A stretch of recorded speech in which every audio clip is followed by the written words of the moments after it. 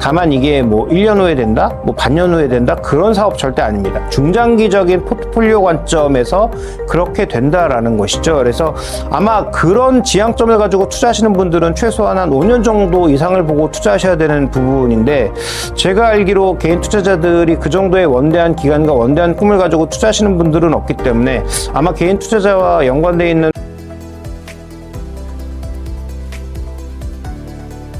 매주 화요일 저녁 8시에 진행되는 무료 특강 아래의 링크에서 신청하세요. 6월 조선주 흐름이 심상치 않습니다. 현재 조선 업황은 어떻게 보고 계시며 조선 슈퍼사이클은 여전히 유효하다고 보시나요?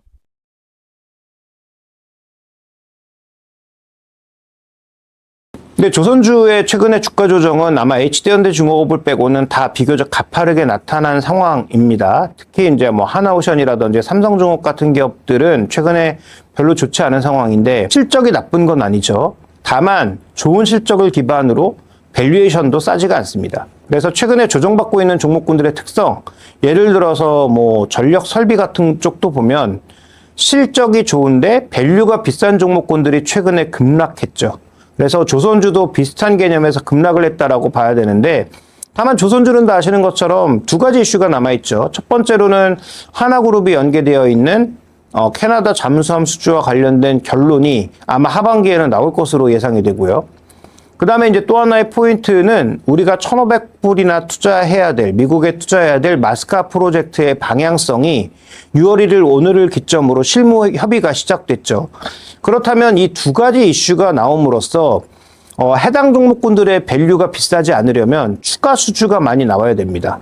근데 하반기에 이제 우리가 기대하고 있는 건 LNG선 수주 정도인데, LNG선 수주를 뛰어넘는 잠수함 수주와 그리고 미국의 그 마스카 프로젝트의 구체적 방향성이 만약에 잡히게 된다면, 그렇다면 조선주는 그때부터는 조금 다르게 볼 수 있는 것이죠. 그래서 조선주는 지금 구간에서 공격적으로 접근하시기보다는 조정시 분할 매수의 관점에서 보시는 게 맞고, 현재 구간에서는 LNG와 마스가 이 두 가지에 모두 교집합에 걸려있는 종목을 사시는 게 저는 맞다라고 보고 있는데요.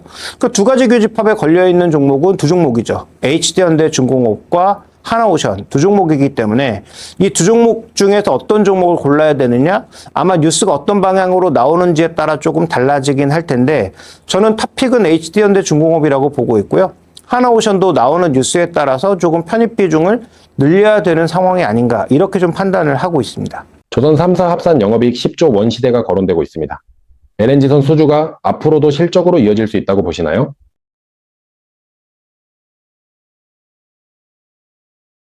근데 지금 LNG선은 여전히 뭐 중국이 일부 수주를 하고 있긴 하지만 한국 기업들이 적극적으로 수주하는 측면이 있고, 최근에 우리나라 조선사들은 도크가 꽉 차 있는 상황이기 때문에 나름 수익성이 좀 확보될 수 있는 그런 양질의 수주만 받고 있는 국면입니다. 그래서 말씀해 주셨다시피 이익을 끌어올릴 수 있는 대표적인 그런 프로젝트만 받아들이고 있다는 측면에서 보면, 저는 뭐 조선주들의 실적은 충분히 개선될 여지가 있다라고 보고 있고요.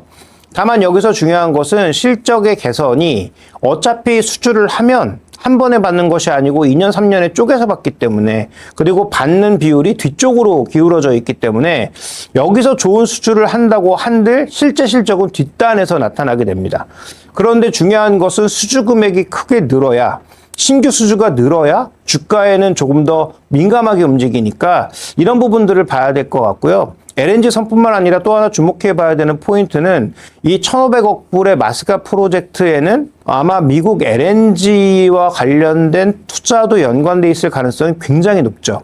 그러니까 소위 이제 FLNG 같은 것들, 그 다음에 이제 가스를 나르는, 액화시키는 시설 같은 것들, 이런 인프라 관련돼서도 아마 추가 투자가 이어질 가능성이 있기 때문에 이와 관련된 뭐 관관주들이라든지 뭐 피팅주들이라든지 이런 종목군들도 일정 부분 수혜를 좀 기대할 수 있는 부분이 있어서, 만약에 소재까지 좀 범위를 넓힌다면 그런 종목군들도 관련된 뉴스에 따라서는 충분히 움직일 수 있다. 그래서 보게 되면 뭐 이 LNG 쪽의 냉매 쪽으로 쓰일 수 있는 뭐 뭐 한국카본 같은 종목도 중장기적으로는 좀 봐야 될 것 같고, 그 다음에 이제 성광밴드라든지 이런 비교적 방향성이 명확하게 보이는 피팅 종목군들에 대해서도 뭐 중장기적으로는 조정치 매수 관점이 좀 필요하지 않나 이렇게 좀 보고 있습니다. 60조 원 규모의 캐나다 잠수함 사업이 주목받고 있습니다. 한국이 수주에 성공할 가능성은 어떻게 보시며 수혜가 기대되는 기업은 어디라고 보시나요? 아직은 반반이고요. 이건 뭐 수혜 기업이 만약에 한다면 명확합니다. 하나오션이 주도하고 있는 산업이기 때문에 하나오션 쪽으로 많이 기울어질 수밖에 없죠.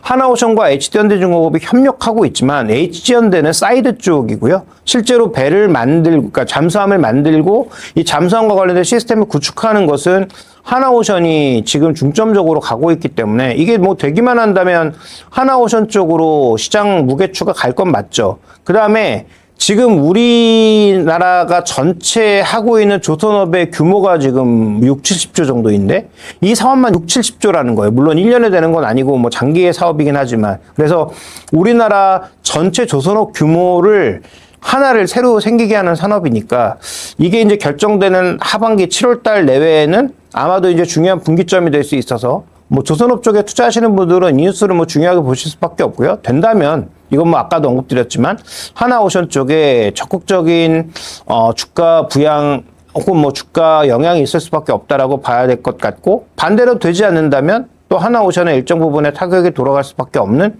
뭐 그런 상황이라고 좀 봐야 될 것 같습니다. HD현대가 조선을 넘어 원자력과 육상발전 사업까지 확장하고 있습니다. 앞으로 HD현대를 단순 조선주가 아닌 에너지 기업으로 봐야 한다는 의견도 나오는데 어떻게 보시나요? 네, 뭐 일견 맞는 판단입니다. 특히 이제 지금 에너지가 부족해서 조선 엔진마저도 지금 뭐 발전기를 돌리는데 쓸 수밖에 없는 뭐 그런 상황이라는 거고요.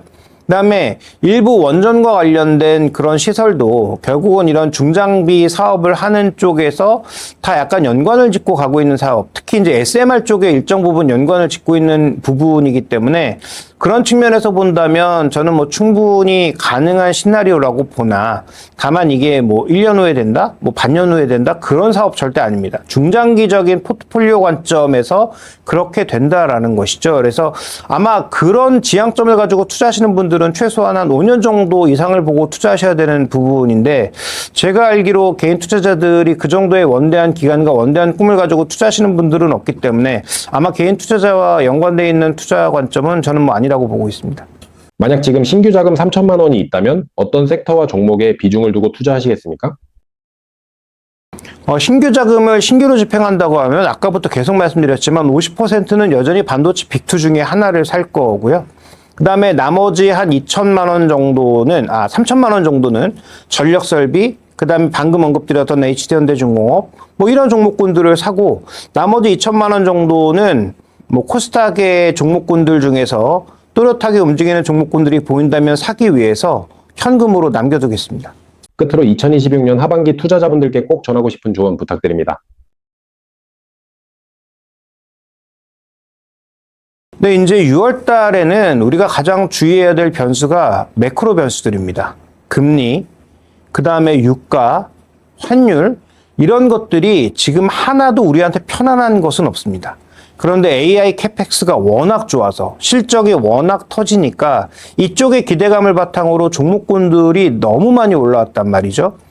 그러면 이런 매크로 변수들의 불편함 때문에 일시적인 변동성이 생각보다 굉장히 많이 나타날 수 있고, 3월 달처럼 우리가 생각하지 않았던 이슈, 예를 들어서 뭐 전쟁 같은 그런 극단적인 상황이 아니더라도 갑자기 뭐 유가가 폭등한다든지 아니면 어디에서 뭐 또 뭐 일시적인 뭐 분쟁이 생긴다든지 하면 지수가 한 고점에서 10% 빠지는 일은 굉장히 빈번하게 발생할 수 있기 때문에 지금부터는 무조건 공격 앞으로 닥치고 공격, 뭐 이런 식의 투자 전략은 굉장히 위험하다는 것이죠. 그래서 하반기 투자 전략의 전반적인 핵심 포인트는 시장이 흥분하면 흥분할수록 나는 반대로 계속 더 냉정해질 필요가 있겠다. 그래서 더 냉정해져야 되고, 그 다음에 뭔가 시장 상황이 위험해 보이거나 내가 뒤늦게 산 종목, 뒤늦게 뭔가 쫓아 샀다는 그런 판단이 들 때는 트레이딩 같은 것들을 통해서 수익 관리도 위험 관리만큼 굉장히 해야 되는 그런 구간이 아닐까. 그래서 하반기에 이런 주의점을 가지고 접근하시는 게